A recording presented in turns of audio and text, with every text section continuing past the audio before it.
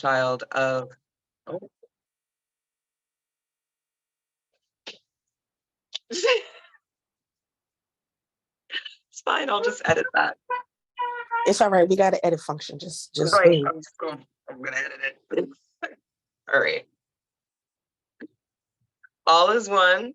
I am priestess in training Osun Bole, godchild of Reverend Ifafunke, even Ianifa, at the Orisa Hoodoo Institute. And I am here teaching with my Egbe. Osun Kemibi. I am a priestess in training and mentee here at the Orisha Hoodoo Institute. And today we will be giving a basic introductory course on astral projection using the concepts of metaphysics, wisdom, hoodoo, and magic, which are all concepts of Orisha Hoodoo. Let me pull up this PowerPoint.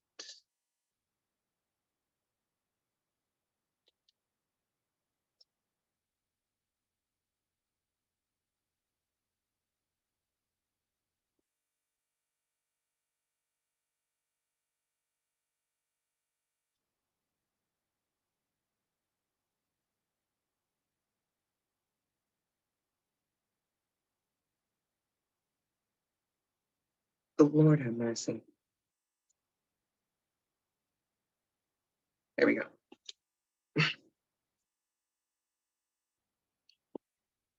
Okay, so this is our course, Lucid and Luminal series, our intro to astral projection. So the first thing we want to go over is the fundamental principles. When trying to differentiate between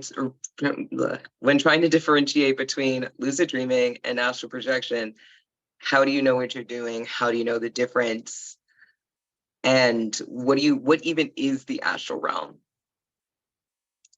So when it comes to the difference, astral, it really comes down to the astral realm as a whole. The reason why most people get this stuff mixed up is because all of it has to do with what, like the umbrella of the astral realm, dimensionally or internal worlds versus external worlds.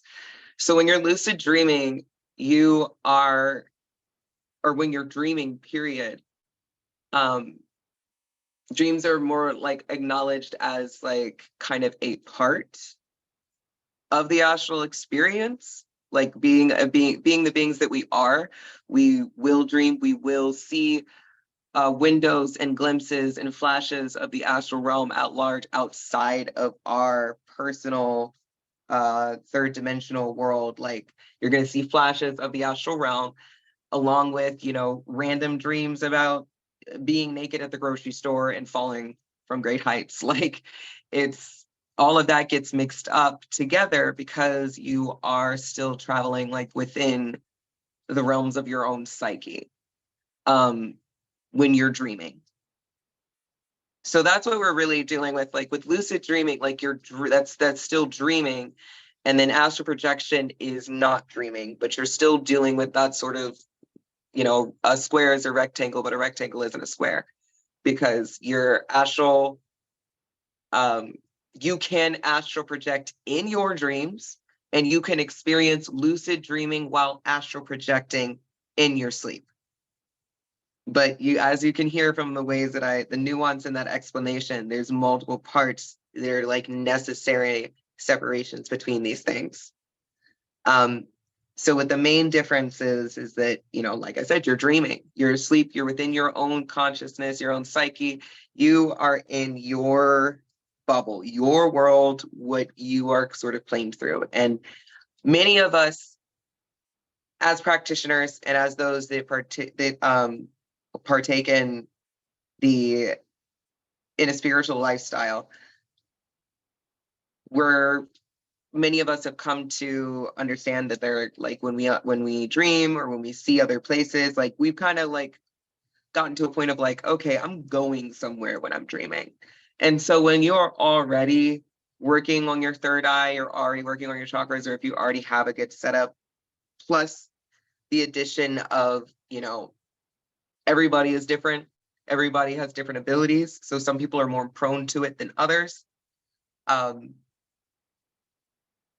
It's really, when it comes to, and the same goes for astral projection, but like you're going to, for people that are more used to it, they're probably going to see more flashes of the astral realm and kind of be confused. Because when you're dreaming, you're seeing stuff that you might also be seeing when you're meditating and when you are deliberately astral projecting, or when you know you're astral projecting. So without guidance, without mentorship, it can be kind of difficult to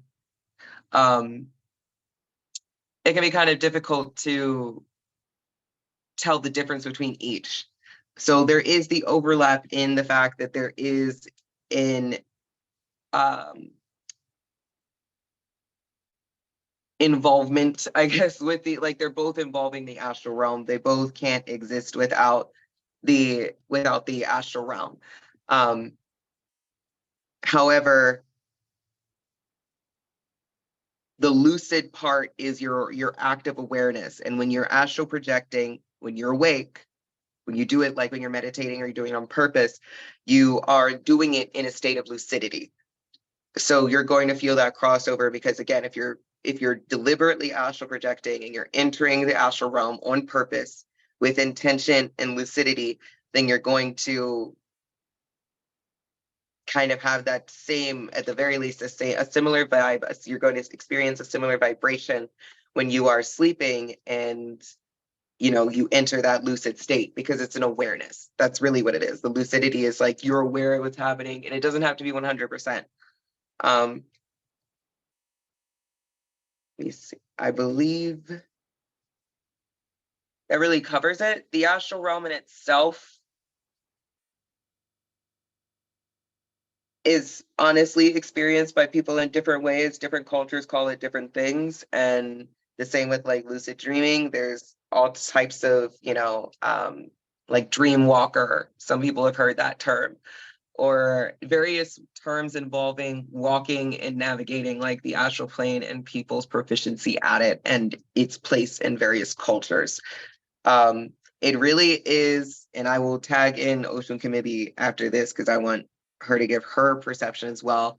But it really is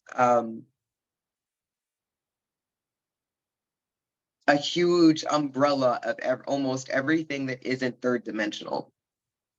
So when people are discussing dimensions, when thinking of like higher dimensions and different realms and etc., they're pretty much almost always referring to some form of the astral realm, some form, some area of it, some interpretation of it in various cultures. People can, whether people are like transitioning into death, people consider, that souls come in from the astral realm to this one. Our Egun are in the astral realm, like our ancestors are a lot of the energy that we interact with. So it's a really broad term that is often shrunk down for pop science and popular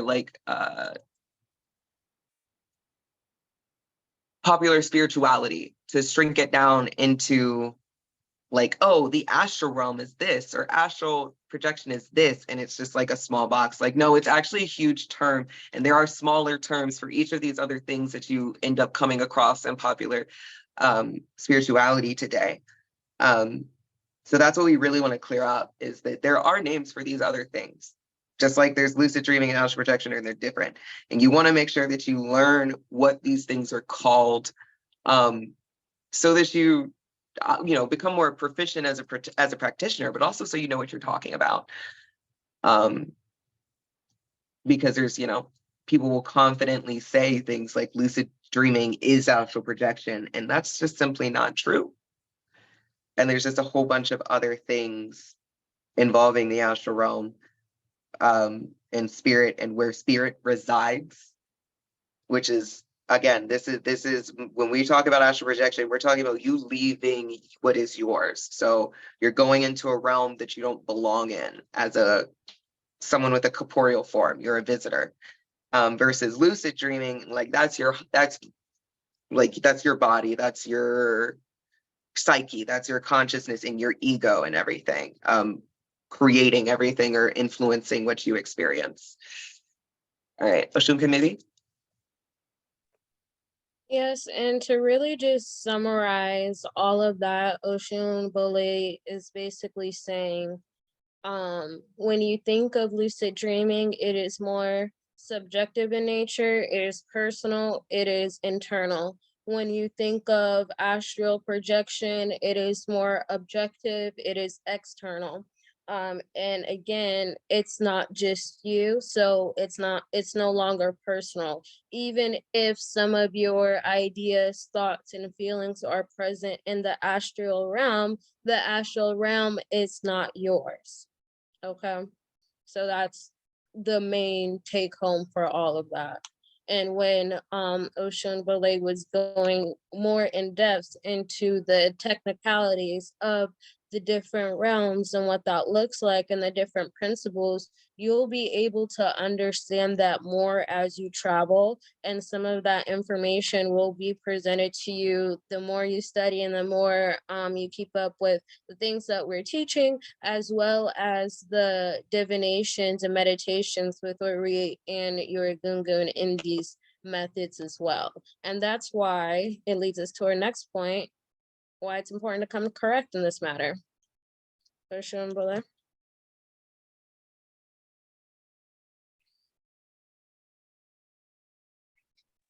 Okay. So very important for anything, especially if you are getting this class through OHI or BSN, you got it drilled into you that you must come correct when interacting with spirit, Egun, even your own Ori. So the first thing that you need to do is establish a mandatory protocol. And all of the stuff that we're talking about should be considered mandatory if you want to achieve mastery in these skills or anything really close to it, because the mandatory, making it mandatory is what builds that self-discipline. So you want to establish a mandatory protocol of setting your sacred space before you do it. You want to make sure that it's clean. Okay, like I talked about this during the Q&A. You know, get the dishes out of the area, you know, make sure that everything isn't cluttered, get the dust bunnies out, clean the cat hair off your meditation pillow, like do all of that stuff. Like, because you need to actually put as much intention into, especially when you're new. Like if you're coming to this new, you have also, and again, if you've come through BSN and OHI, then you've had it drilled into you to take a scientific mindset, a scientific approach to the magic that we do. So you want to create a control scenario where you have as little external variables and change variables as possible. This is how you really clear the clutter and like get that clarity that you're looking for, because a lot of us are starting with way too many variables when we decide, oh, I want to lucid dream, oh, I want to go and start astral projection.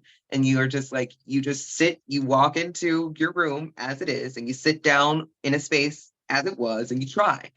And it often isn't very effective for people. And even if you're very good at it and you're prone to it, that just, you're handicapping yourself then. So always have a mandatory protocol for everything you do when it comes to intentionally, whether it's intentionally traveling, astrally, dreaming, going to bed, or just some sort of routine that sets the stage no matter what you're doing. And if you're a part of OHI, you already have many. But if you don't have one yet, you should definitely start that. And there are, on the Orisa Hoodoo Institute website, there are plenty of classes from various priestesses talking about how to set your space, as well as on their various YouTubes, how to set your space, how to keep it, how to consider your Egun, how to consider these things, and keep them in your lifestyle. You want to make sure it's quiet. You don't want distractions. And also, you should really consider, consider gives the option that it's not mandatory. And that's not what I'm here to say. I'm trying to say that when you start new things like this, definitely start with like a spiritual bath before you start something new, like cleanse yourself. Like when you're setting your space, when you're thinking, okay, is my space sacred? You're part of your space. You are part of the sacred space that you're setting. So you need to make sure that you're clean, that your head is right, that you have done a spiritual bath, that you've had an Ori feeding or something to take care of yourself spiritually and feed yourself spiritually, because that's necessary. And because again, we're trying to reduce as many external change factors as possible so you can really track your experience. And it's super necessary here because you have, when you are dealing with the astral realm, you have less physical stuff to I want to say like keep you stable. And so if we're mentally ill, if we're somebody that, if we struggle with personality disorders or anything that is just one of those things that can, under too much duress, lead to escapism in harmful ways or mania in harmful ways, like that's real. Your mental health is real. So that's also part of making sure that there is little change factors as possible, because you're also, this is a recovery and mental health tactic as well.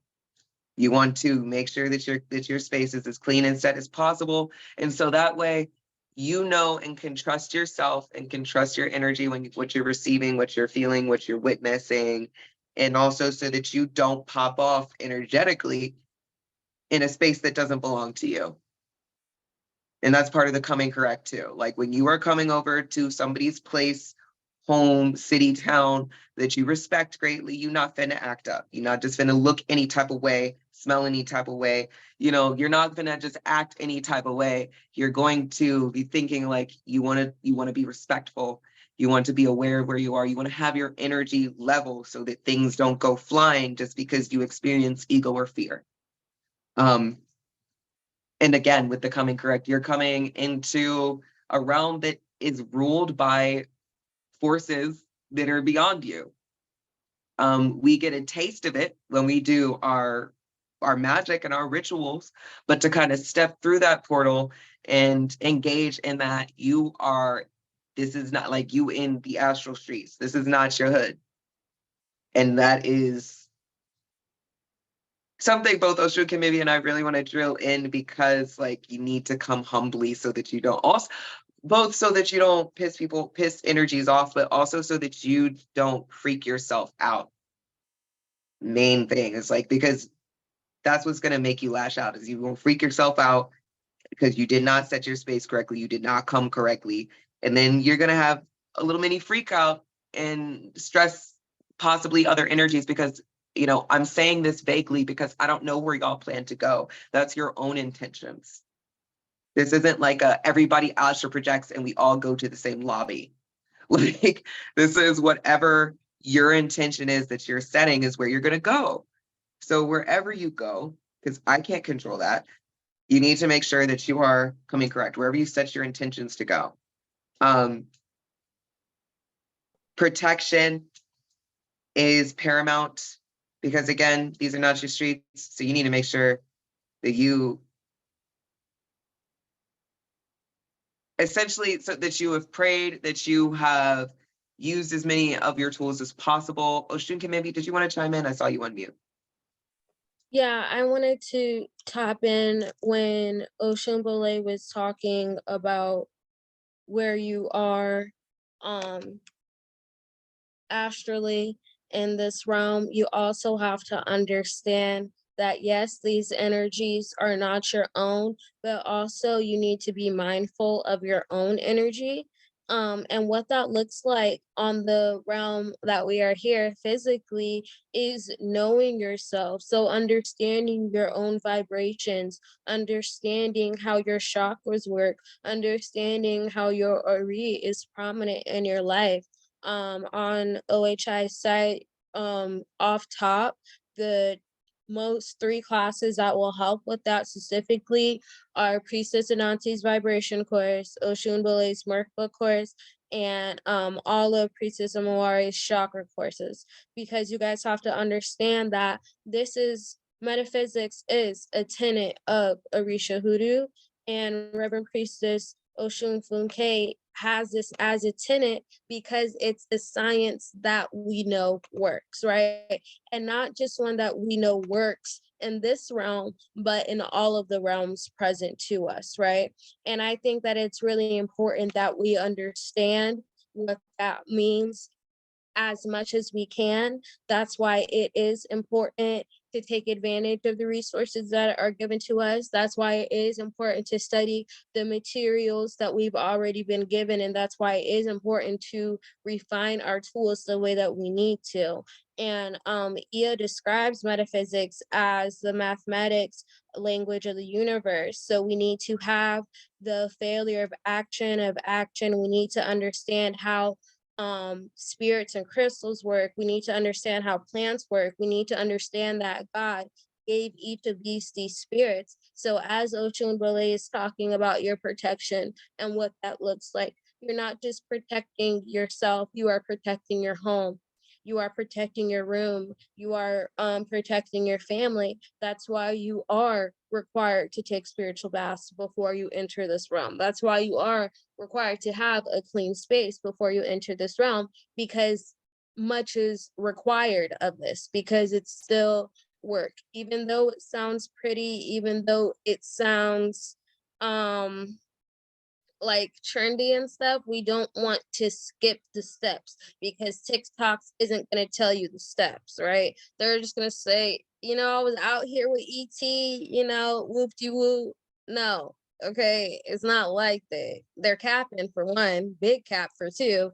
For three, take advantage of what we're teaching and make sure that you are really understanding. So if you have questions, obviously, write them down and save them to the end, but make sure you understand what we are explaining word from word. Okay? Yes. And the trendiness, that was something that I want to mention next as a part of this, is the fact that you're going to find, like I said, popular spirituality all over the internet. You're going to find all types of stuff trying to teach you how to astral project. And I don't have to bet you money, because I already have spent as many years as I have before having stuff like Ojai and BSN, having only that, as far as what is available online that you can't, you don't have to go and search for yourself for in a book.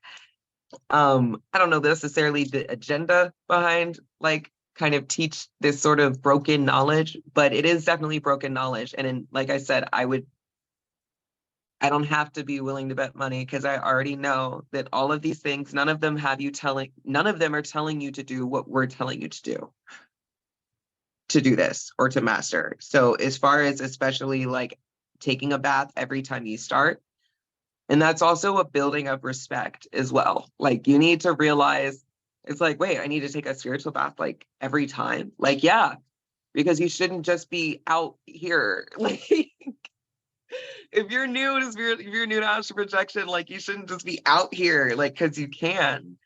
Like, this is where intention and stuff comes into play. Like, if you're trying to set up and do these intentional ventures into the astral realm to astral project, I feel like TikTok, no, I don't feel like, I know that TikTok and popular spirituality has had y'all thinking that y'all can, like, it looks like you can just sit down and do it and get up and, wow, I did it. And then you just, like, they make it seem so simple, and like, it's just nothing. And as Osun Kemibi said, that's cap, big cap. It's not that easy.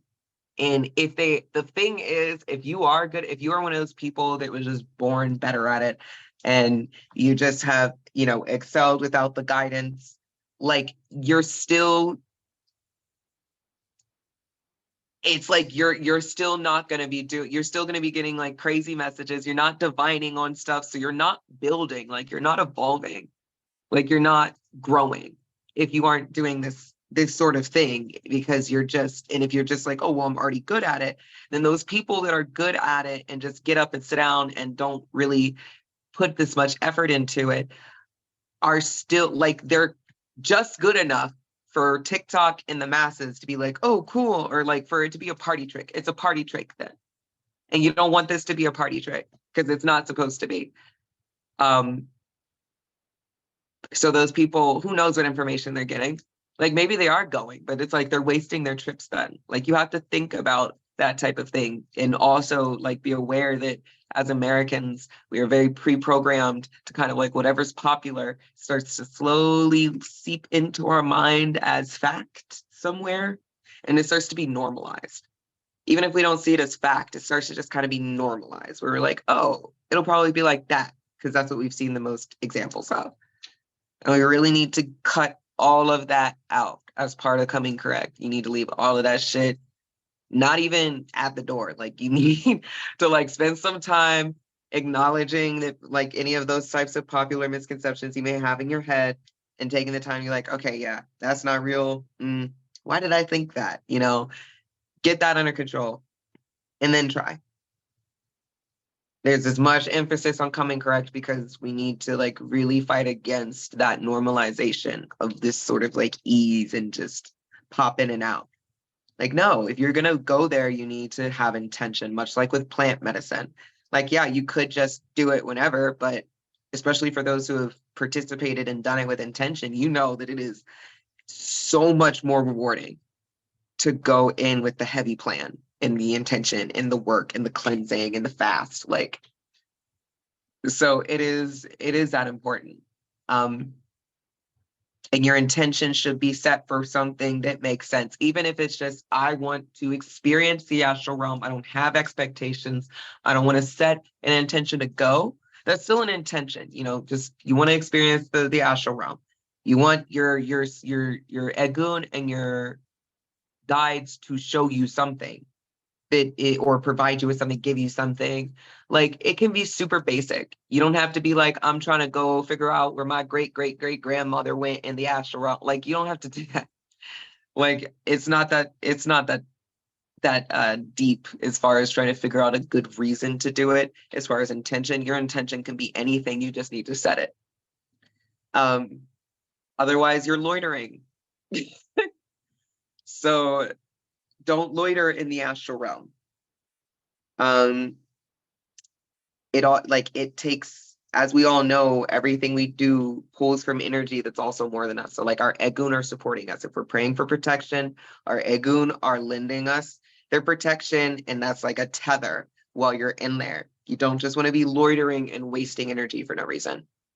Did you have anything else before you move to shadow work? Nope, because I was gonna go right in the shadow work too. Okay. Do you want to take it into shadow work? Do you want me to? Okay, go ahead. Okay, so basically everything that we've talked about is all in regard to preparation, and we are preparing ourselves again because we're going on a trip, right? So when you going on a trip with your girls, you make sure your bags are packed, you make sure you have your itinerary, in this case, your intention, right? But you also make sure you put your PTO in, right? And in this case, that's your shadow work. Because if you have the intention, let's say, to heal your heart chakra or to experience your chakras or another aspect of your healing in the astral realm, but you haven't even gotten that together on the physical realm with your shadow on this way, there is no way it will come that lesson will come in a pleasant way for you. And the reason that is because, one, like we said, this realm is not your own. Again, it's more external and it's more an objective experience, meaning you will not be able to be in as much as control as another aspect of healing, right? That is why doing the shadow work prior to certain events or certain aspects of healing are so important, especially with reference to ego in this matter. Osun Bole has went in on the importances of recognizing what is trendy and why that is not okay, especially in this life as a practitioner. And it doesn't even matter if it's your destiny to be a priestess or not. If you are an ATR practitioner, you must be accountable. That's what the A is for. Okay. Being accountable. And that is done with shadow work. That is done with doing the things that are necessary to do it. That is spoken in divination, that is spoken with their elders as well. And we always have the conversation of shadow work, especially in OHI, because we know who our shadow is to us and who our shadow and how important our shadow is to us, right? But we can't just go out there not preparing our shadow either, right? We just like we don't go out there not preparing ourselves spiritually. We make sure that we are clean spiritually. We make sure that we are clean physically. So you have to also make sure that you are prepared physically and spiritually as well. Ocean Bole.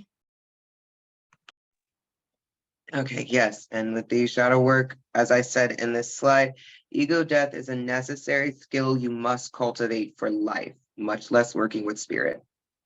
Ego death. That's something that we experience many of us can experience when we meditate. Many of us can experience it when we're mounted. That's like, that is, your ego's off. You don't get that anymore. And some of us throw up because it's so stressful having your ego just like that. But it's part of being a practitioner. It's something that isn't normalized, but is so normal. It's actually like scary that ego death isn't a normalized part of being a practitioner. The most we often hear about it is shadow work, but that's what you're doing. And as a Scorpio, it's easier for me to speak on ego death and this constant state of change that you have to kind of be in, that is part of being accountable. Being in this state of, I don't want to say flux, but the ability to morph when necessary, change when necessary, offload what doesn't serve you, all of that is you building that skill for constant ego death where it's necessary. Loving detachment, if you've heard of that term, also has a lot to do with ego death when it comes to how you deal with your attachments and your relationships. Shadow work is necessary because that is what we use in metaphysics and ATR as practitioners in order to confront our ego. Because we need to confront our ego because it's in the way often of our shadow. And you need to be one, like you have to have a good relationship with your shadow. Y'all need to be symbiotic. And for many people, they're not. And fear is the #1 indicator that you are not symbiotic with your shadow. And so when you are entering the astral realm, and the same goes with lucid dreaming, but that's a different class. When you're entering the astral realm, you can't be at odds with yourself. You don't have, like, the easiest way and most layman terms way I can put it is like if you have two forces contained in a vessel and they fighting, and that's just you, that's just who you are, that's your personality. You built a personality out of this. And then you go into the astral realm, you don't have your vessel anymore. Y'all just fighting out. Your energy is just a mess without being contained to be pretty and contained by your ego in third dimensional space to be presentable to third dimensional people. And many people lump in their spiritual self with their physical, like they just kind of are an amalgamation. And we've all seen those people that don't have the lifestyle to separate these things. This is necessary, again, because again, as you're walking into the astral realm, you are experiencing a sense of vulnerability, not a state of vulnerability. They can see you. These are not third dimensional beings. They don't have the limitations we have. They're not looking with eyes like ours, it's not the same. They can see you. That's scary to a lot of people. They can see you. They cannot, and when I say you, I mean all the factors of you. So if you are super emotionally insecure, if you are super insecure about going into it, if you're experiencing a lot of fear, if you're somebody that is constantly running from truths, like the astral realm is nothing but the truth. So it's going to be really hard for you to make progress and to get past that sense of fear. because that's going to be like, as I described it in the Q&A session, thresholding. You've done plant medicine before, you know what thresholding is. That is that point that you reach that most people panic when they're doing plant medicine, where you have to calm yourself, be like, okay, everything's fine. I'm not dying. Everything's fine. This is the transition point into the experience, the trip. So you're going to be threshold, like this is thresholding. You need to be good at ego death so you can be good at thresholding. You need to be good at thresholding so you can just pop into the astral realm when you need to with intention and everything, and that you can get better at lucid dreaming so that this isn't a barrier for you, because it will be. It's the only barrier is your ego. So you have to come to terms with it. You have to do shadow work. You have to establish that as part of your lifestyle, and you can incorporate astral projection into it. It can be like, I want to get some help from the astral realm regarding shadow work. Like, you can do stuff like that, but you see that the intention of dealing with your shadow work never leaves the screen. You never leaves the playing field, and that is necessary.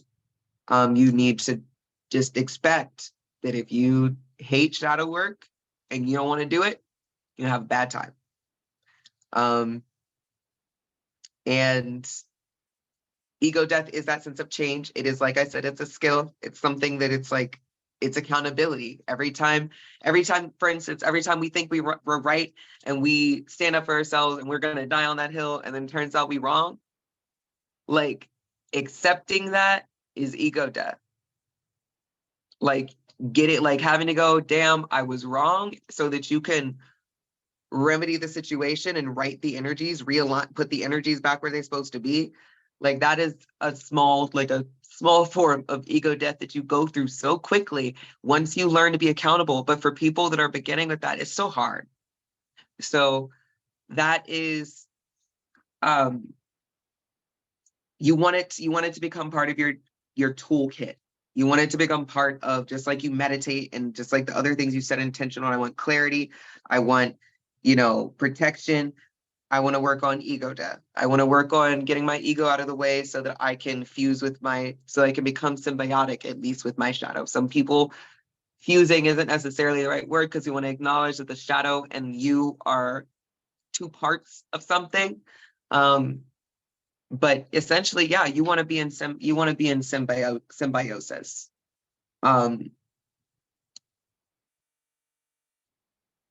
Otherwise, like, as we know, that the shadow is one of the most spiritual parts of us and most truthful parts of us. It just common sense with that math is like, you don't want to introduce that negative relationship into a space of spirit. And on top of that, your shadow is who, I don't want to say tells on you, but your shadow is who, reports on you and tells the truth about your journey, your experience, to spirit. So there's so many reasons why you want to get that relationship together, but especially like you walk it into spirit together, and your shadow has been sitting there trying to get in contact with you and is so ready to talk to God and be like, can you believe this nigga has not talked to me, but is trying to skedaddle and blue skidoo into the astral realm like it's fine. So yes, that is, incorporate ego death into your lifestyle if you want to be a better practitioner, period, but especially if you want to start walking in the astral realm. Osun, Kemibi, do you have anything before I go to the next slide? Okay. Techniques for mastery. Hopefully everyone can see this still. So again, the first technique, protocol. I want to hand this off to Osun Kemibi, because you have a very deep grasp on the prayer and meditation tools and stuff like that. Okay, so we went in depth and deep conversation about the protocol, and we spent a good amount here and on our live talking about that, because we really want y'all to understand that this is spirit work, right? Even though it's sleep work, it's still considered to be work, right? Some of the prayer and meditation methods that I use have been transformative depending on the route of astral travel that I take, meaning I'll do different meditations to prep me for something deep like inner child healing versus chakra versus I just want to travel, right? Priestess Amadula has a meditation site, a meditation video up on our OHI site. So you can take that so you can understand better tips and tricks about how to meditate. Then after that, the numbers that you need to remember are 936 and 432. Okay. Because for astral projection, those are the ones that will really kickstart everything. Okay. 963 and 432. And for those that prefer the binaural beats, it will be 6.3 hertz. Okay. The reason why you are training yourself to meditate after you pray, specifically for astral travel, is because you want to make sure that you are letting your body know what's going on, right? We went into depth about the different vibrations, the concept of worry, the concept of understanding what is yours and what is not. So while you have control of what is yours while you're in this realm, go ahead and master that thoroughly. Okay.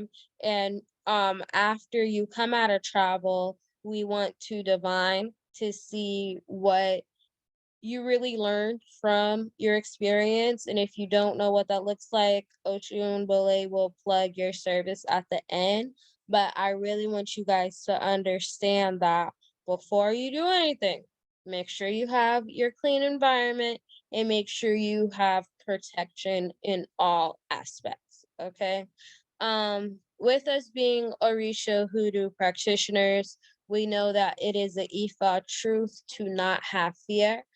For, my regular hoodoos, Psalms 23, I will have no evil, for thou art with me. Thy rod and thy staff, they comfort me. But even further, Oshumbole and I do not want y'all to be afraid of travel or anything like that. We are telling you these precautions so you protect yourself, so you have your home protected, so your family's protected, and everything going on still remains at bay by the time your ass comes back to this realm. Okay. So one of the things that we really want to make sure, Philippians 4:6-7, okay? Be anxious for nothing, but in everything, by prayer and supplication, and with thanksgiving, let your requests be made and known to God. And the peace of God, which surpasses all understanding, will guard your hearts and minds through Jesus Christ. Now, be anxious for nothing, but in everything, through prayer and supplication and with thanksgiving. That means through prayer. That means through petition. That means through gratitude. That means by working by faith, right? You are letting your requests be known to your gungun. You're letting these requests be known to Ori, so you can gain that peace. You can have that alafia that passes all understanding, which you're not supposed to lean on anyways, right? And that is how your heart and your mind will be guarded by Jesus Christ. And my Orisha Hoodoo coven sisters know who Jesus Christ is and why that's important, especially with your hearts and minds. And Priestess Amawari already told y'all your heart chakra is one of the main chakras that you need to keep in together. Okay. So you can't be coming into this work with your heart all anxious, with your ori all discombobulated. That's why we say to take a bath. Okay.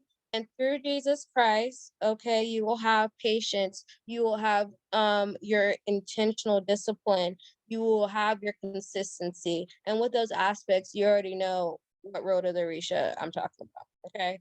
And if you are still struggling with that, which is okay because anxiety is a thing, right? Here I will tell you some deepening relaxation techniques. Y'all are gonna do the first one with me. Okay, so make sure your cameras is on. I need to see your faces and I need to see your breaths breathing. Okay. So everybody turn on your cameras. This is gonna be called the 3-4-5 method, okay?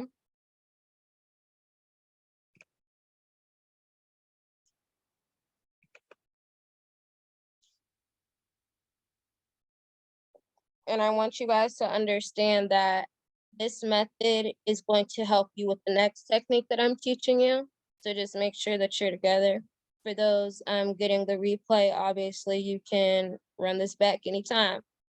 For those in Discord, you can ask me this and I'll tell you again. All right, so first thing you're gonna do is you're gonna take 3 breaths, inhale, you're gonna hold it for 4 counts, and then you're going to release it. Okay, one of my Coven sisters said that she's busy at the moment. That's perfectly fine, love. I'll drop it in the Coven chat again, okay? So you're just gonna you're gonna inhale for 3 counts, hold it for 4, and you're gonna release your 5, okay? So we're gonna do that right now. Inhale, 1, 2, 3. Hold it for 4. 1, 2, 3, 4. And exhale for 5 counts. 1, 2, 3, 4, 5. Take a deep breath. And we're going to do it again. Inhale for 3 counts. 1, 2, 3. Hold for 4. 1, 2, 3, 4. You're going to exhale for 5. 1, 2, 3, 4, 5. Now at this point, you should feel in your heart, in your blood, especially if you've been doing those rituals in the morning that we're supposed to be doing as a coven, you should feel something in your body, okay? You're at the point now where you can do a general body awareness. How does your heart feel at this moment? How do your fingers feel? How do your toes? Is the back of your neck hot? As it is, owe me two to yourself, okay? Because this is not that situation. All right. And now I want you to recognize your senses around you. What your hands look like. What do you smell? When you take a deep breath, do you feel it in your diaphragm? What are you hearing? Okay.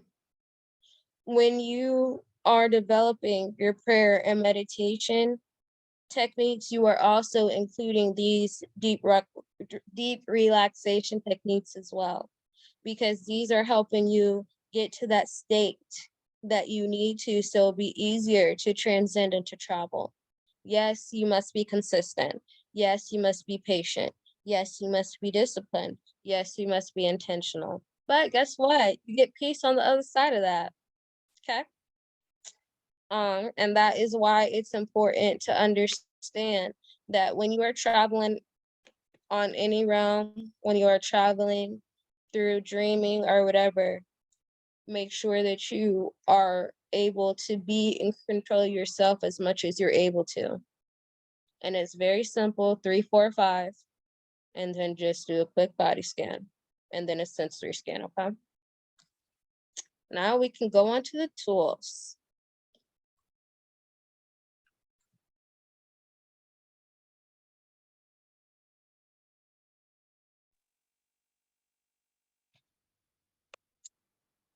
Okay, did you want me to pick up?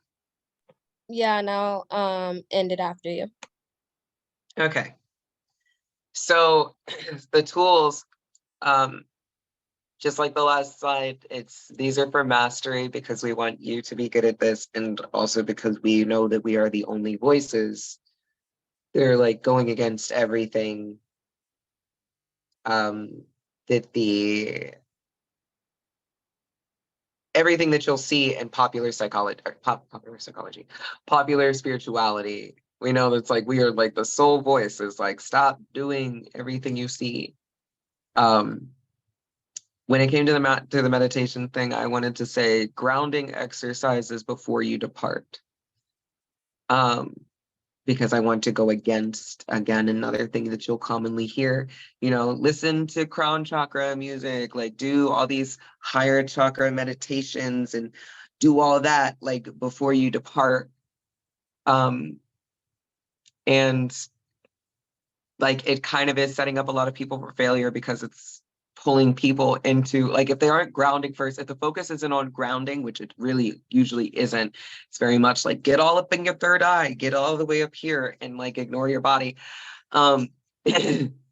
You really don't want to, you don't want to do that. And you don't want to, it's going to trigger anxiety for a human. It's naturally going to trigger anxiety. Like every time you want to do something that is already taking you up out of your body, to kind of like drown yourself in it before you even go. It makes sense to do that when it makes sense to do like the crown chakra meditations and stuff as an aside, like not when you're about to depart, because you're already departing. So you don't need that. What you need is grounding.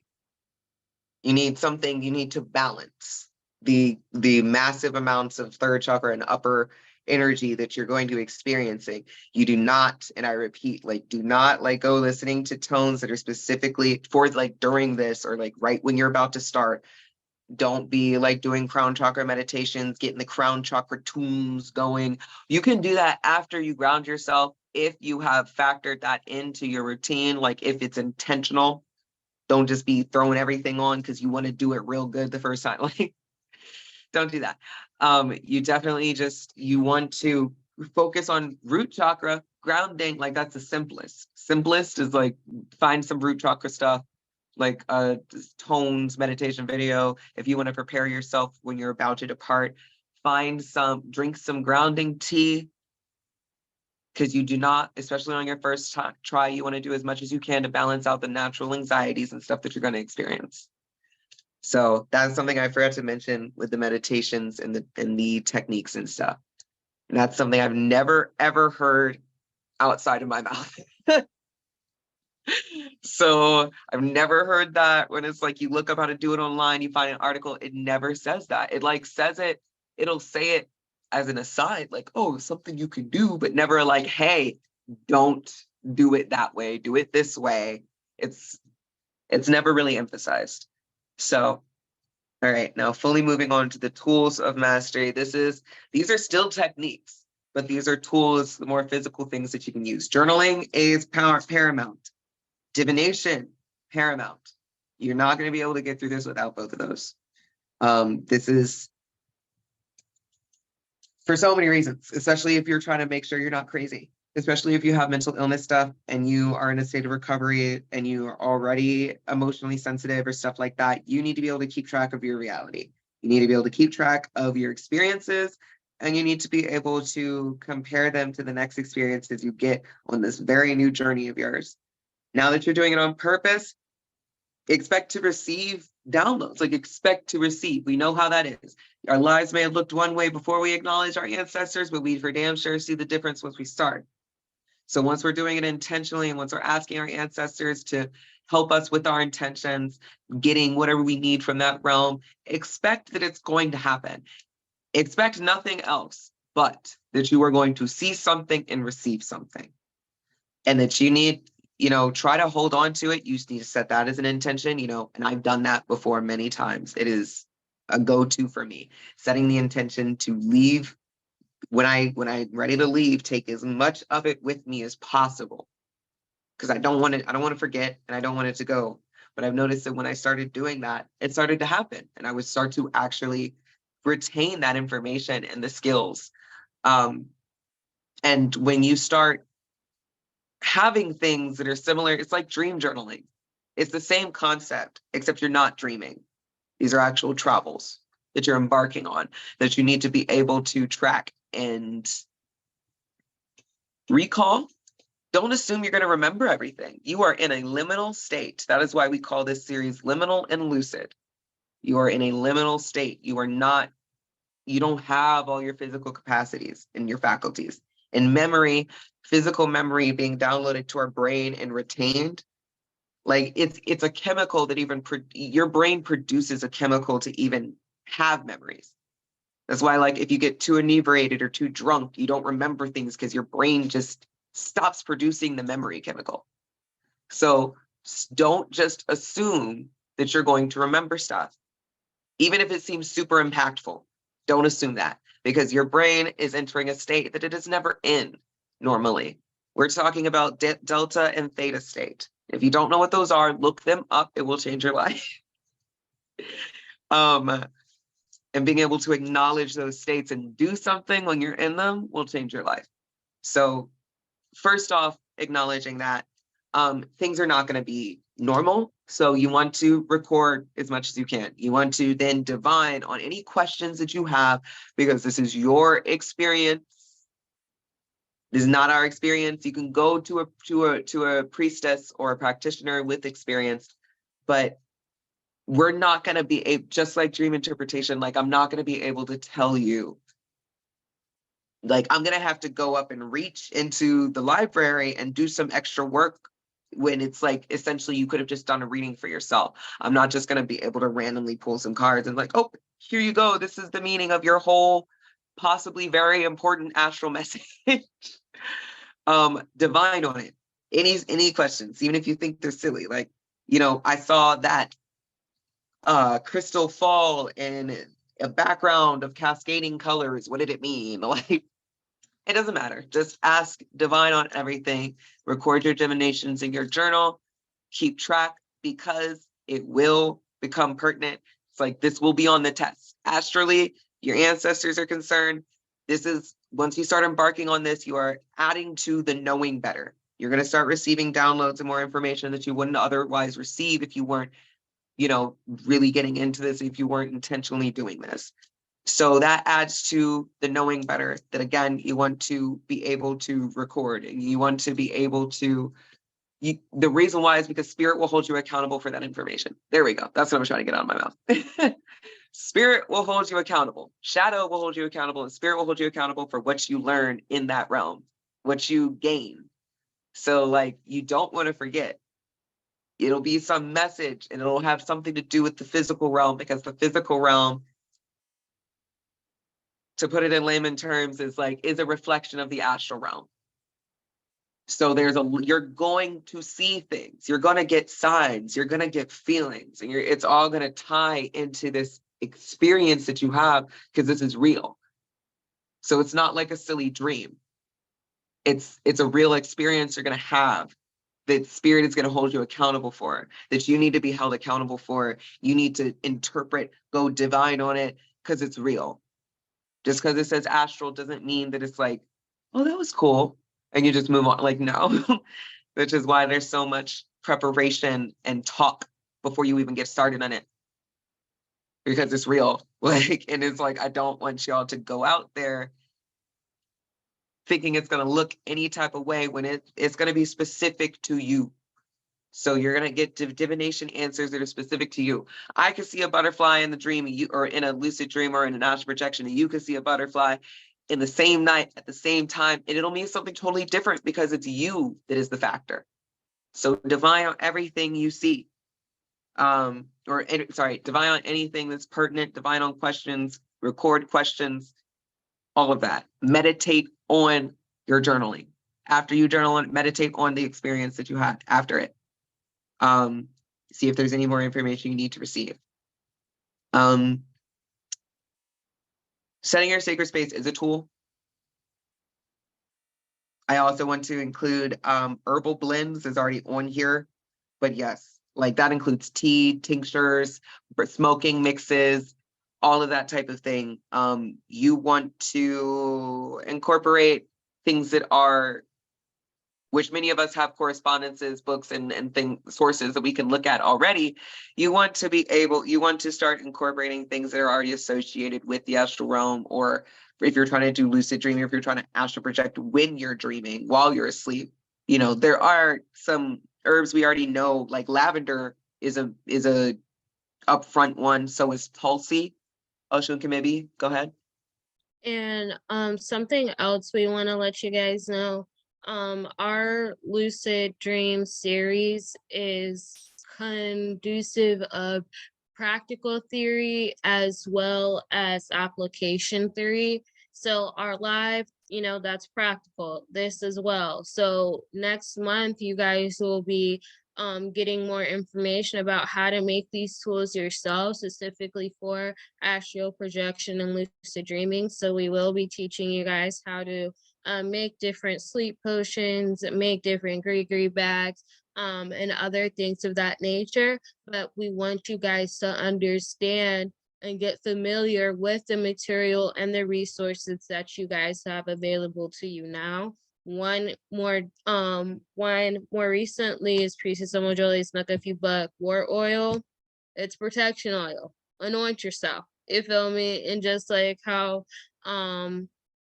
Osun Bole was talking about the basics of lavender, you really want to make sure that you are applying what you know. So the more information that you guys give, that we give to you guys, you're able to add it on and process easily. Okay, that's why we're not giving y'all all this information at once. We're giving you guys homework assignments, we're giving you guys these techniques and tools now. So in a month from now, y'all will already have a better understanding of how these integrations are supposed to be taking place.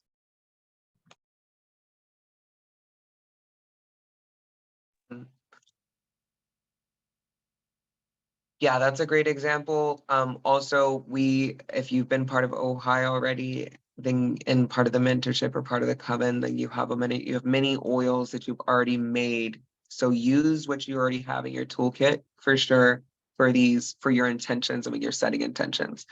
Some of us, we know to use a candle. We know we'll get a colored candle for our intentions. That's a great tool. That's very basic, but basic is good, especially when you're starting, because we're doing scientific method. So we're trying to start with as little factors as possible so that you can actually see the changes and record the data and learn something. So you can look on the Orisha Hoodoo Institute website to see various products from various priestesses in the classes to make them yourself, because your own ashe is going to be the best for you. In the ashe of your ancestors. You want to anoint yourself with oils. That can also be how you add intention. If you like, just to offhand plug, like if you could use the helichrysum oil if you're trying to experience things from from that plant that you're aware of, whether it's healing, whether it is life, like about extension of life, whether it is about fire energy, or about, I mean, helichrysum can be used for a lot of things, but I mostly use it for health. But yeah, let's say that you want to use that because you're trying to be taught, because we learned that helichrysum is a teaching flower. You want to be taught how to heal yourself. You want to anoint yourself in that, go in the astral realm so that you can receive as much information about healing yourself as possible. Like, that's an example. That's a tool. You've now just converted one of your tools in your toolbox into an astral projection tool, just like that. So think about that. Don't make it too complicated. Drink tea. You don't have to make super big blends or something. Like, you can just drink some lavender tea or some rosemary tea. You can burn lavender, rosemary, and myrrh together. It depends on whatever your senses are. If you're somebody that's really good with tones, then you can have a tone in the back. If you're somebody that goes well with smells, I just say get as comfortable as possible. For real. Get yourself as comfortable as possible. Get yourself feeling as safe as possible. So yeah, if you need to lay in your bed, we had to say this during the Q&A, no pets if possible, because most Americans, frankly, are not keeping our relationships with our pets up to spiritual familiar standards. So especially if you're new to this, when I say comfort, many of us are like, yes, get the cat on the bed. Like, no. Don't do that, please. Or get the cat on the couch, get the cat on the lap. Like, you still need to make it so it's you alone in that space. Grab a stuffed animal, make sure that there's a candle going that's got your favorite smell, your blanket, something that keeps you comfortable, because we're talking about thresholding. So you want to make sure you have your comfort items around. You want to make sure your altar is set right. You are asking your ancestors for permission to do this. So you're gonna put out, cigar and herbal blends, cold water. That's also a tool. Like your offerings are definitely a tool that you should be considering, like how to incorporate your ancestors in or your spiritual court in. Crystals. I have a lot of crystal recommendations, mostly for like dreaming, but again, the main reason why we're not like giving massive lists is because these are basic things that you can find. So if you look up crystals for grounding, this is really like telling you crystals that you like or tools that you can be using. So with crystals, you can look up crystals for grounding. You can look up crystals for astral projection. Those are out there. But again, like I said, focus on grounding first. There's spirit quartz. That's something I use often. It's gorgeous. I don't have a picture here, but you can look it up. It's like this bubbly grape type of surface and it's so shiny. That's something I've often used to just kind of stabilize the upstairs trip, so to speak, in my upper chakras. You can use a crystal for, there we go, obsidian, moonstone, and amethyst are great examples as well. And if you're doing this during your sleep, definitely like sliding crystals under your bed or sliding a mojo bag or gree bag under your bed and under your pillow. Either way, having it involved, it could be next to, just having it involved in your sleep.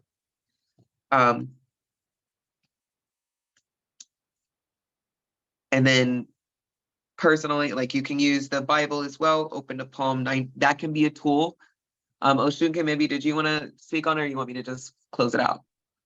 Yeah, I can speak on that. So what I do, so those offerings that I listed, those are what I offer my gungun when I astral project or lucid dream. Make sure the water is spring water, cool spring water.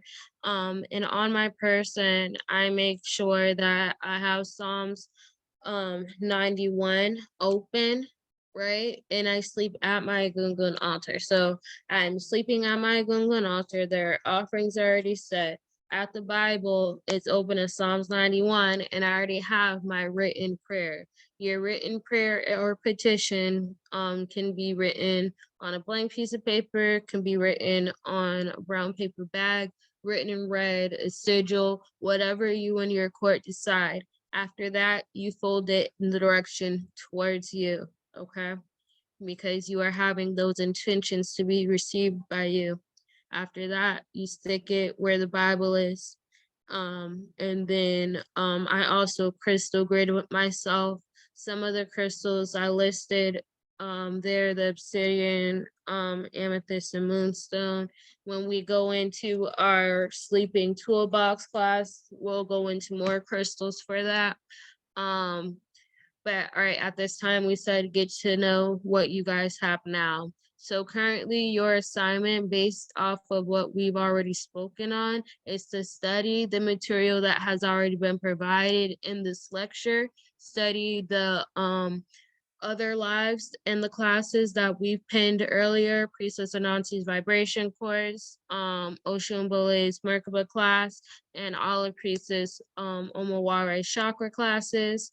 And then also make sure that you watch our live on our Facebook and make sure that you are blank dream writing. And that means when your ass gets up from a dream, whether it's astral, lucid, or regular, you're writing it down. You're writing every single thing down about that aspect, okay? You're writing what you saw, you're writing what you felt, you're writing what you smelled, you're writing everything, symbols, things that don't make sense. You are writing it down. The reason is, again, we have a whole toolkit class ready for y'all, a legit series, okay? For parts and parts for days.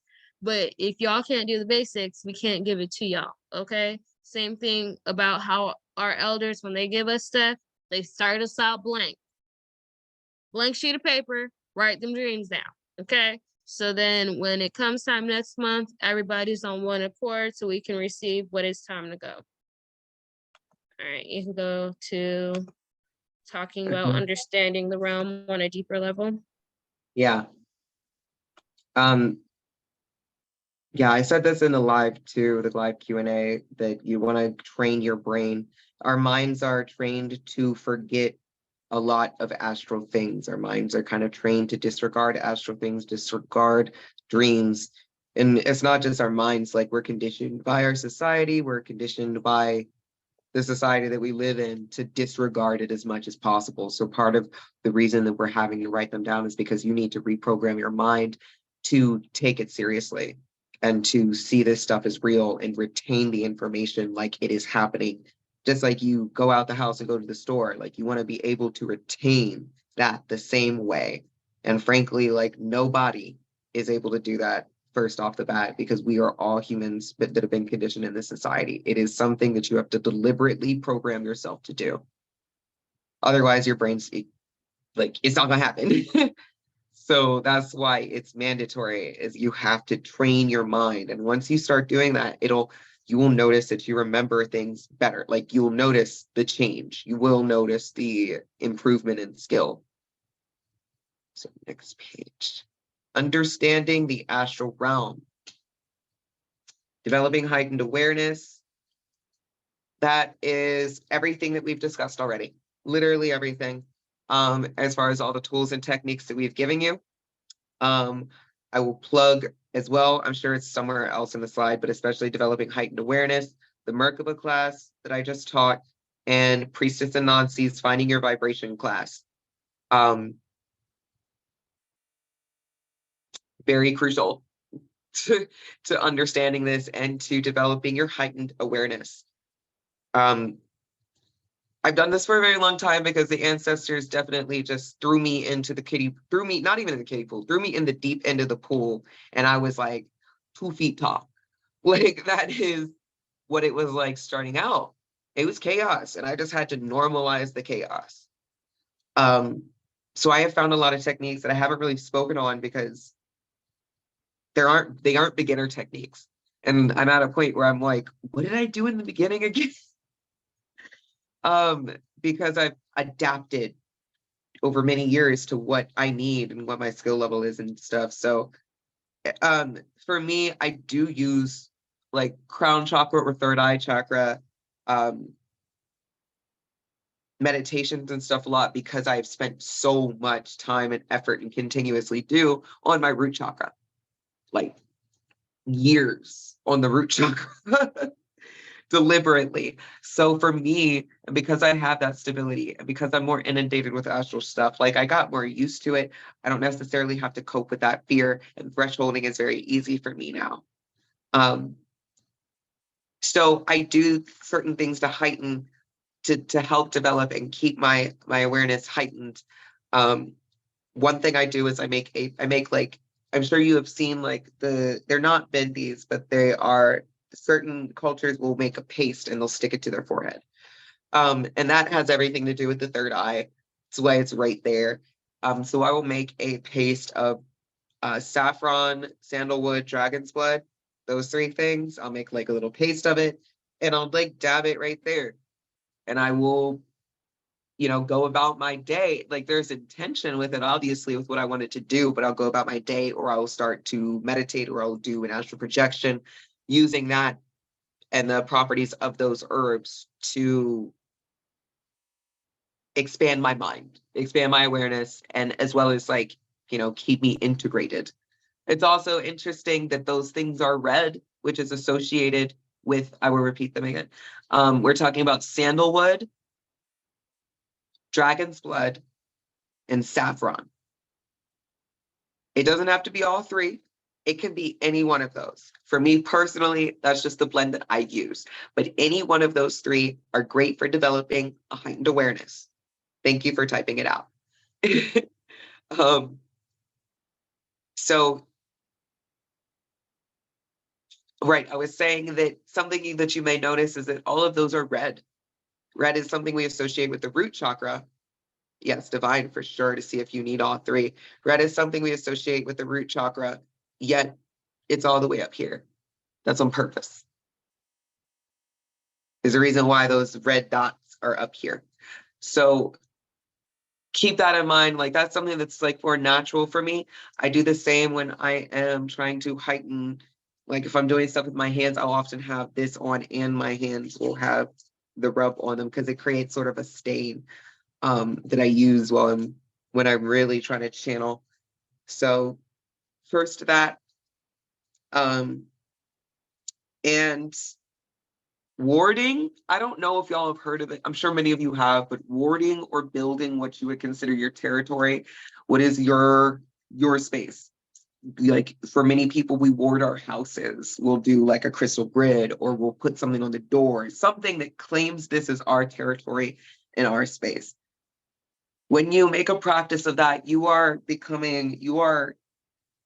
developing your space as an extension of yourself that you are, extending your awareness into, extending your heightened awareness into. You are heightening your awareness as you are doing that, to be able to detect your whole space, things that are going wrong in it, vibes that are in the wrong place, when it needs to be saged out or smudged out.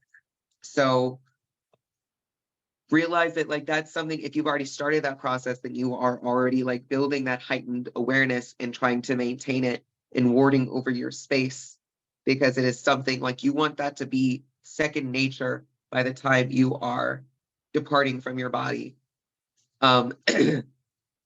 And that is called, the next leads us into cultivating the ability to separate your consciousness from your physical body. Warding is necessary because you need that territory. You need your safe space. If you're going to do this, you don't want this the first time that you're trying to cultivate this ability to be like you sending yourself to a place unknown. Practice this in your own space.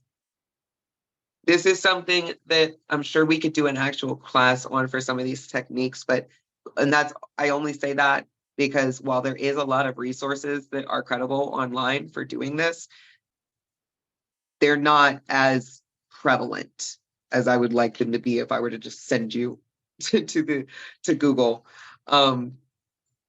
But I will say warding, creating a crystal grid somehow, creating some way to box your space and your territory as your astral space. And then figuring out what your space looks like astrally also, because that's a thing as well. So you want to start practicing with that. Like just explore your space. Just explore your room, explore your senses and yourself in this space once you've created that warding. For me, it's very energetic. I use a lot of energetics, sigils, and imagery. So, like, my place is locked down, like, completely. And it's been that way for many years since I started doing this, like, 10 years ago. That was the first thing I ever did. Learn how to put shit on lockdown and learn how to create my territory because I don't want anything following in. I learned how to kind of set up what is allowed into my space and what isn't, what energies will naturally find their way into my space and what energies will absolutely not, because they're, I'm putting in the intentions and work so that that doesn't make its way over here. It is repelled even. That is, it seems like it's very separate, but it's again, like nobody's gonna have you separating your consciousness from your physical body without setting the parameters, a perimeter to do it in. So that is how you start to cultivate that ability. And as I said, the thresholding, the ego death, every single thing that we've discussed in this live so far helps you to cultivate this ability. Make sure that did you unmute Osun Kemibi? No? Okay. So start by trying to sense your space.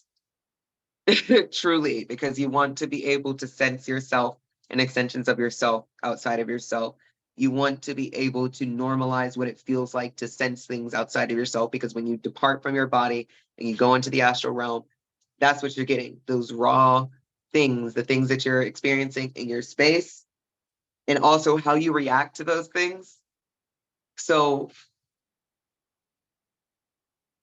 simple example is like, let's say you're astral projecting and you're in your room, you're in your space, but you know the cat's not in there. You're trying to cultivate this ability, and you astral project outside of your room to a shared space, and somebody's in some funky energy, maybe the dog is on some shit, and you know they just be energy crazy sometimes.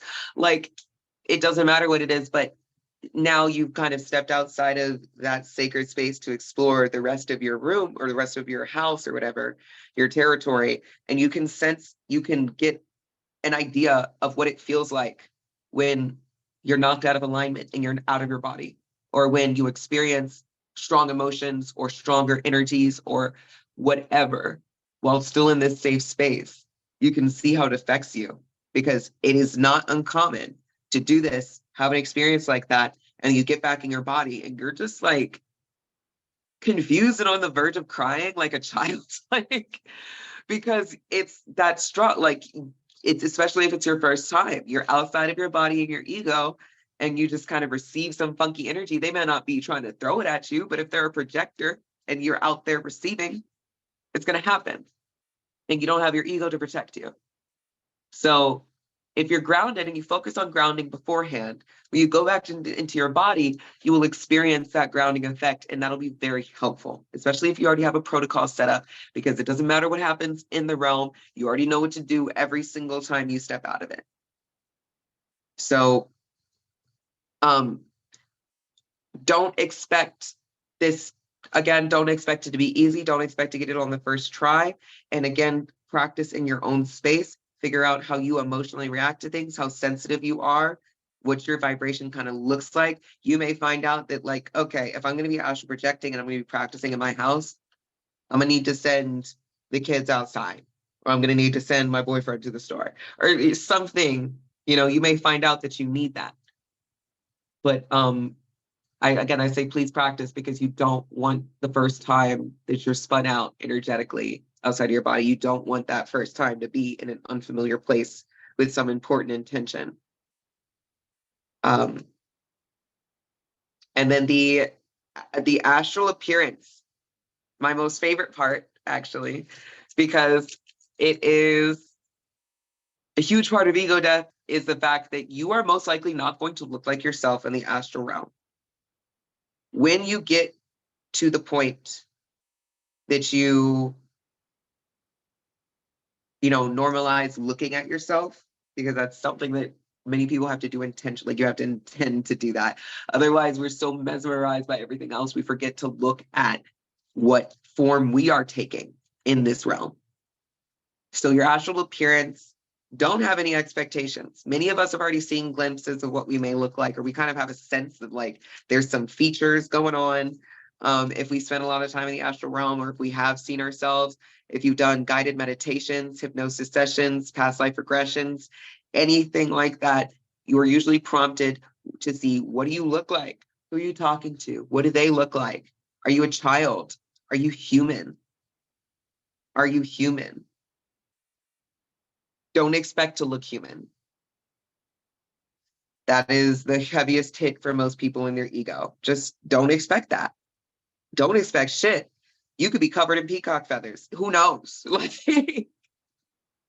Like, you could have 4 arms.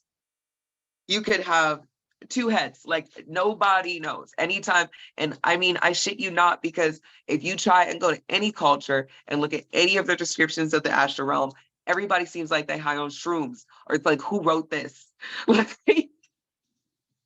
that shit ain't happened. Homie did not have 9 heads side by side. What are we talking about? Like, that's because, like, the astral realm is different. Things portrayed differently, and with the part of the reason why we need the divination as well is because ego is just a part of our lives. It's not going to go away as long as we have a human body. We're going to have some manifestation of ego. So you want to make sure that you are getting, because, like, there's still going to be some lens, especially when you're new, there's going to be some sort of ego lens. Like, you're going to receive things in a way that makes you most comfortable, or you're going to be most drawn to receiving things in a way that makes you most comfortable. So some of the stuff you may see, for lack of better terms, may change its appearance because of the ego that you're projecting into the situation, because you're dealing with the astral realm, and the ego is a third dimensional construct. And so it affects things. So it's like when you put out your ego like that, it's like, well, I'm only willing to receive it like this. So the astral realm goes, okay, but you've changed it then. You did not receive it in its original form. So we have to work on the ego, because that is a real time process you will go through. You go, I'm too scared to receive it that way. Astral realm goes, okay. And now you've altered it. So you don't want to do that. Don't come in with expectations. Don't come in being afraid, like, what if I have 3 heads and 2 toes? Like, I don't want to, like, stop even thinking in the realm of human limbs. Like, just let it go. You may be a serpent, you could be a dragon. This is where a lot of people figure out, like, and you've seen this become super prevalent in popular spirituality, where like everybody's like trying to be aware of their spiritual form. And the truth is that we have lots of forms. We just do. We are so much more than this body. And the astral realm is not operating by corporeal laws and the laws of physics. So you just need to learn. Like, this is part of learning about yourself and what you are. And your spirit guides will reveal themselves to you in this realm often. Like your court can reveal itself to you, can interact with you. And you definitely want to take those experiences with you and take them seriously. But you don't want to project, like, you want to receive spirits as they are. You want to receive your court as they are. You don't want to have them change their appearance because you can't handle it, or because if they look like a mermaid or a siren, or just something that your brain is comfortable with, you don't want to put that stipulation on. And you will, because we naturally do as part of human psychology. That's why we have to deliberately tackle our egos, because that program will always be there until we purposefully disable it. So yeah, personally, the first time I had somebody look at me astrally, I was like, bitch, what the fuck?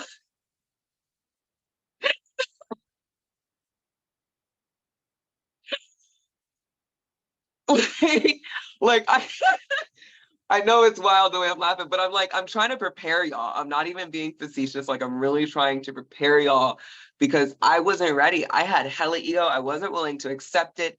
And years later, with my ego gone and stuff, it's like, you know what, bitch, you still look like that. So what you gonna do about it? Like, it was never an issue, but it's like your ego is like, I have all these opinions about it. And it's like very silly for us humans to try and make our insecurities part of this process, because they don't belong here. So I'm saying it as somebody who fully fell into that. I was like, can I alter some of that stuff? Like, what if I only accept this much and leave these parts out because they weird me out? Like, so don't do that. And that is also to say that these little details you see, maybe you have horns, maybe you have wings, maybe you just look like a manifestation of light. Like, whatever these details are, do not minimize them. Record them. They are a part of you. Just like when we're doing guided meditations, like any gifts you receive while doing this like in that guided meditation space, record those gifts, keep them, they're with you always, that type of stuff. And that's also why I included some of this imagery, like Homegirl over here on the left. I like a lot of these artists because of how they I feel like it helps to prepare you for the fact that, like, this image right over here, you could look like that. There's literally nothing I could tell you that could change that maybe that you look like that, maybe. Like, it's not something that we control. So that's really important to keep in mind. And the more you cultivate that, the more you look at your physical body, the more you could, come to terms with your astral appearance, the better you're going to get at purposefully keeping yourself separate, or keeping your consciousness separate from your physical body, keeping your astral self, or truly projecting your astral self as what it is. Because it's harder. Like, it's not just the ego of how you look physically, which I thought I was pretty over at the time. But it's like I mean, as I look corporeally, it's not just about how you look corporeally, because you can look at yourself and find that you look a certain way astrally, and your ego can come in then, because you know you look the way you want corporeally, but that's not how you want to look astrally because of nonsense reasons. And that's going to mess you up because you didn't realize that your shadow work went that deep. Because shadow work does go that deep. That's the whole point of it. Okay. Osun, maybe, do you want me to hit the next slide? Bam. Navigating, I believe this is the last slide. So do you want to start off? You want me to keep going? You can keep going and I'll end it. Cool. Okay. Navigating the astral realm. Again, you need to set purpose and intention. That is your compass, really. You don't want to get lost. You don't want to just be wandering in there, and you don't want to assume that you can't get lost. Much like shadow work, the astral realm can have pretty corporeal, practical effects on our world and on our life. It feels weird to repeat this stuff so much, but it's like I really just need y'all to, like, I need to get your brains to take it seriously, or like to kind of trigger that point in our minds because of all of this programming. You don't want to be led astray. I would say that, you know, in my personal business, like my personal moonlight magic business, and the counseling that I gave and the sessions that I offered, you have no idea how many times people came to me for issues that were essentially them being somewhere they're not supposed to be, doing something they're not supposed to do in the astral realm, seeing some shit that they really wish they didn't see, and they don't know how to interpret now, and now it scared them. Like, does it mean that something's after them? And it's like, they're so far down the stream, we have to rewind all the way back to figure out, like, did you even protect yourself before going in? Like, all of that stuff, just to get them, just to figure out what the hell happened, and to get them to stop panicking, and, you know, to provide them the spiritual service, the spiritual counseling that they need. But it's just wild how often that was really the source of the issue. You can bring things home. I do a lot of depossession work and a lot of clearing work of like houses, spaces, etc., of negative energy, negative entities, etc. Been doing that for many, many years, and I've always done it astrally. That was what Spirit said. I always thought, I was sitting here thinking that it required physical stuff. I thought I knew what depossession and exorcisms and stuff like that was before Spirit handed me the job title. But it's like lying. For me, it felt like I lied on my resume, but I didn't even send a resume. They were just like, here, this is you now. This is what you're going to be doing. So get to it. And it was like, what? But yeah, I had to just start. I went through the steps of projecting different places, getting my own space right, wording. That's part of why it's so like second nature for me, is because my ancestors and my Ori, it was mandatory part of my canon event in my life. Didn't matter. So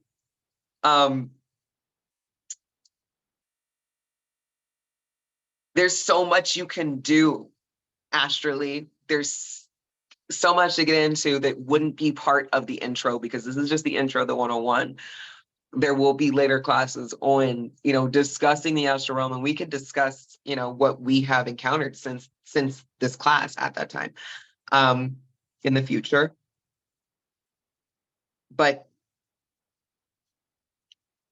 that's also where it's like gaining valuable insights about yourself and the universe. Like for me, that was an entire experience. I learned so much about the astral realm, nature as I thought it was, and then how it actually is turning out to be, how much I didn't know. Like, and then being given any type of sight into the realm, like without trying purposefully to sit down and do a meditation, but when spirit just gives you sight, ooh, like it can really open you up. And so because spirit kind of rules this process, we do have to emphasize this, because I'm not going to assume the spirit isn't going to throw you in the, like, oh, finally, you finally got the information. You got some knowing better. Let's launch your ass into the pool. And I don't want to just be like, oh, I know my ancestors did that to me, but I didn't expect them to do that to you. So I didn't emphasize. I'm not going to do that.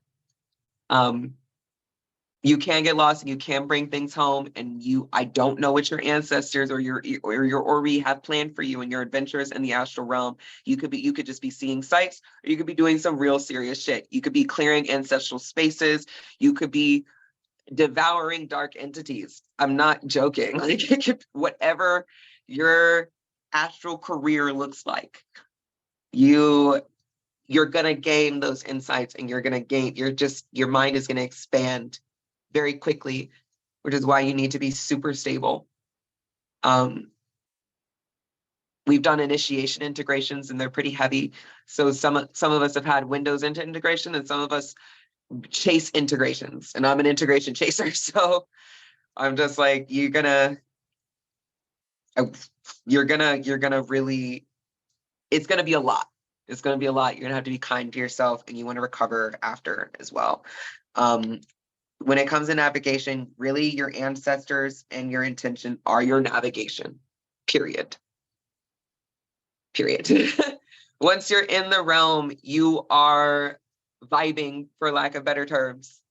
You are following vibes. That's all you have. You are a vibe. You are not a corporeal form. There's nothing corporeal around you. You are following vibes.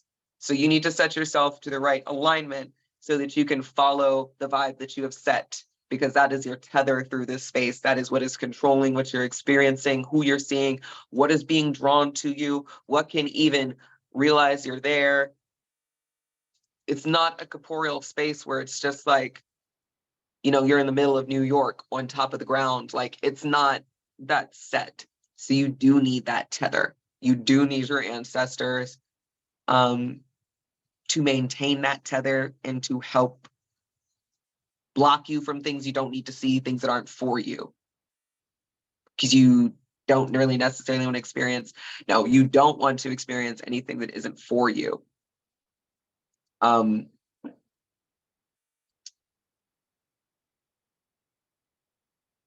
see.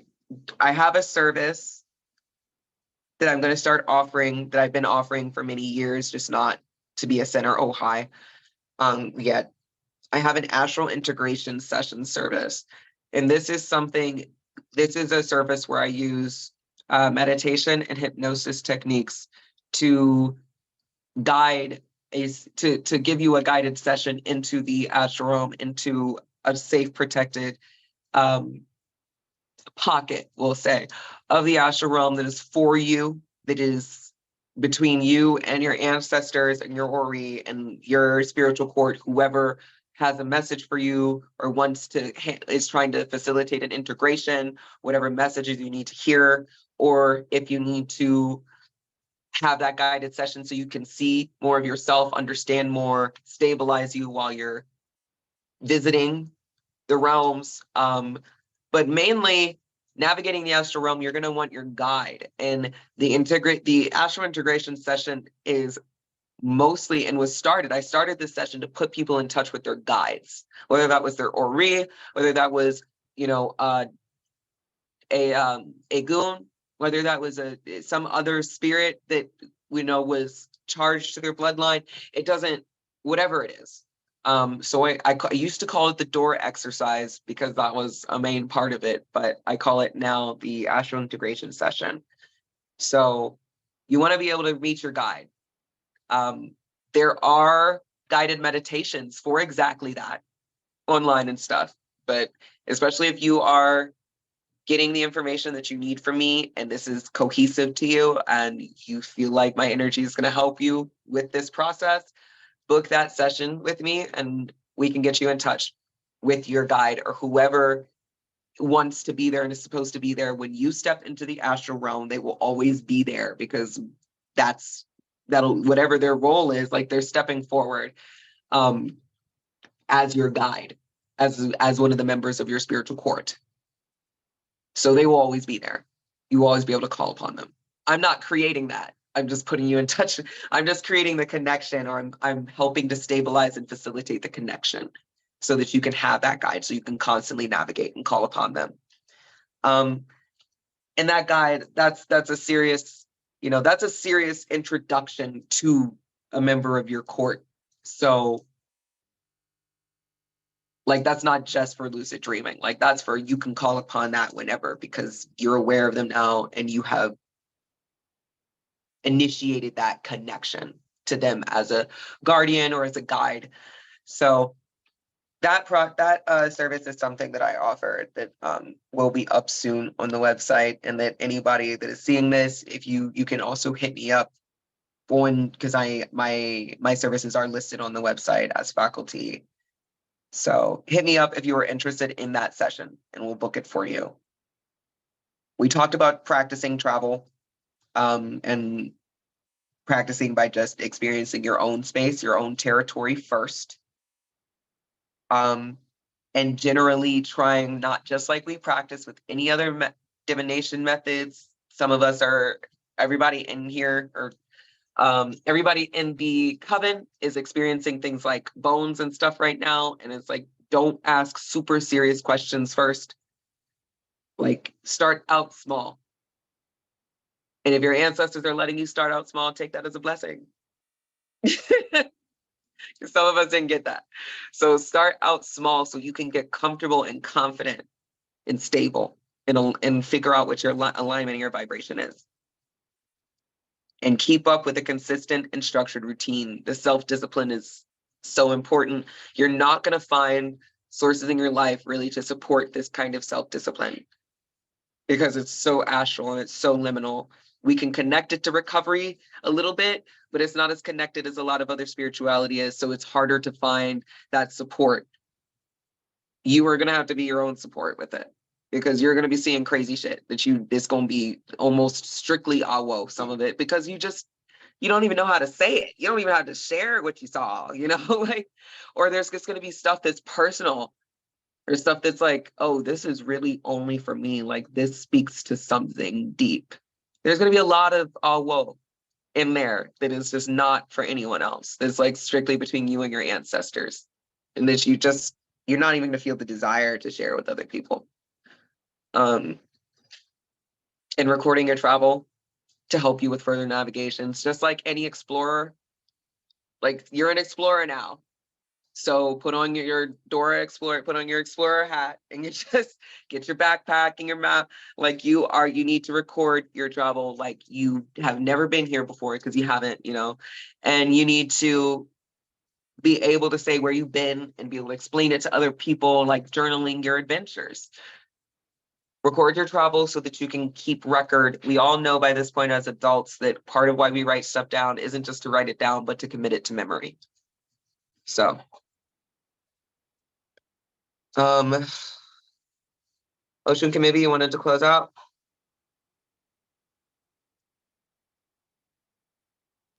You said everything on that one. Oh, you didn't have anything to add? No. Oh, okay. I'll have you do this one then. Okay, so we went pretty in depth about your different techniques, tools, methodologies in regard to astral travel, preparation for astral travel, and how you are supposed to navigate the realm itself. Now what, right? You guys really will start to have a different relationship and conversation with your Ori and what your Ori wants to tell you. As Osun Bole has already went in depth to describe that what goes on between your guides, what is given is information that you need to understand because it's pertinent to your purpose, especially because you are setting intention out to do this work. easiest way to get in touch with your Ori and get established with that. Reverend Priestess Osunfunke Yanifa has an Ori video on the Learn Orisha Hoodoo site, as well as getting into Discord, getting into self-paced mentorship through our community outreach program, and traditional mentorship, because Ori is so important, right? And that's why also divination with your core afterwards is important as well, so you can really process, understand what was going on for the reasons that Osun Bole previously mentioned. We want to hear from you guys. We want to know everything that y'all are experiencing. We want to know how your meditations have been going. Let us know in the Dream and Astral channel in our Discord. And we want you guys to keep up with any assignments that we post in our Discord and the assignments that we previously given in this lecture, which was to study the material provided, watch the live Q&A, and to go back and watch the supplemental videos by the priestesses here at OHI, and to make sure that you understand that all of this is preparation for upcoming series that we have coming up with you guys, and how to build up your toolkit.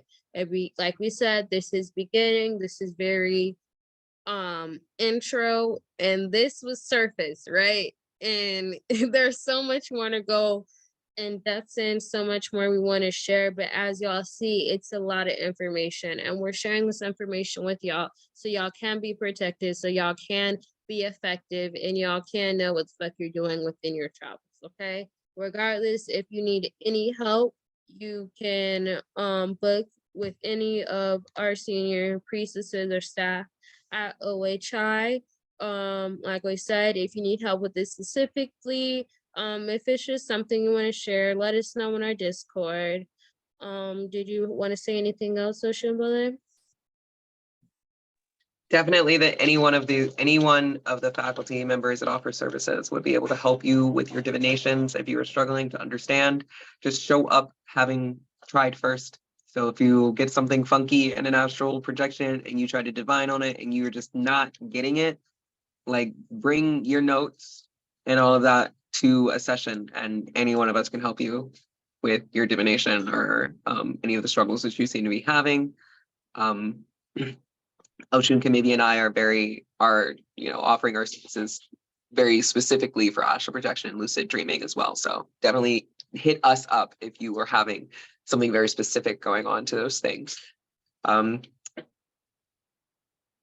if you guys want to experience integrations in a different way, specifically through plant medicine, we have our plant medicine reveal ceremonies coming up. There's 2 of them. First with Priestess Love Goddess and Ia. They'll be doing a cleanse, reveal, and hence heal session. And the second one is the general group healing ceremony. Our next one is coming up in September, but y'all know we have those about 2-3 times every year. Okay, so next cycle coming up in fall, so get your mind right, get your coins right, get your prayers right.